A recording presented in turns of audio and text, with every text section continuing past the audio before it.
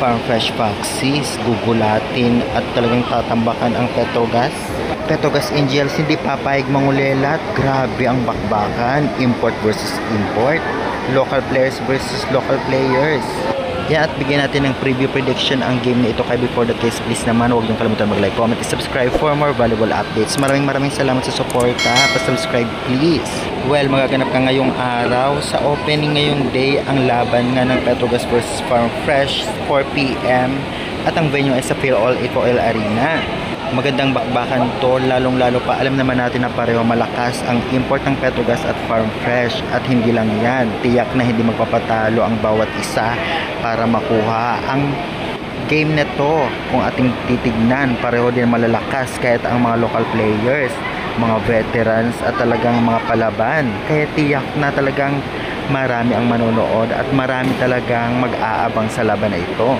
Napakalakas ng import ng Farm Fresh at kayang-kaya rin yan tapatan ng import ng Petrogas, kaya tiyak na talaga namang hindi magpapatalo at halimawan sa court ang magiging resulta.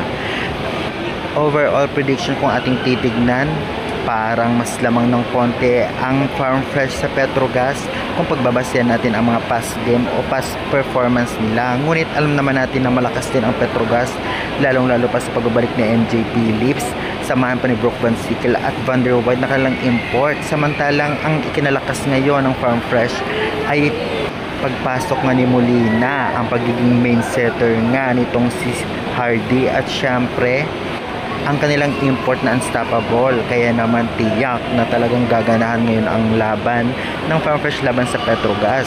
Dati palaging talo ng Petrogas ang Farm Fresh, ngayon ay hindi natin alam. Based sa prediction, mas lamang nga ang Farm Fresh ng konti. Marami rin nagsasabing tiyak maghahalimaw ngayon si Mayla Pablo dahil nga kinakailangan ito. At hindi lang yan, syempre malalim din ang bench players ng Farm Fresh Foxes, kaya tiyak na hindi ito basta-basta magpapatalo sa Petrogas. Kaya guys, excited na ba kayo sa labanan? Sa tingin niyo, anong team mananalo? Petrogas or Farm Fresh? Manibago na kaya o mabago na kaya ang tadhanang palaging talo ang Farm Fresh? I-comment nyo na yan and pa-subscribe. Thank you.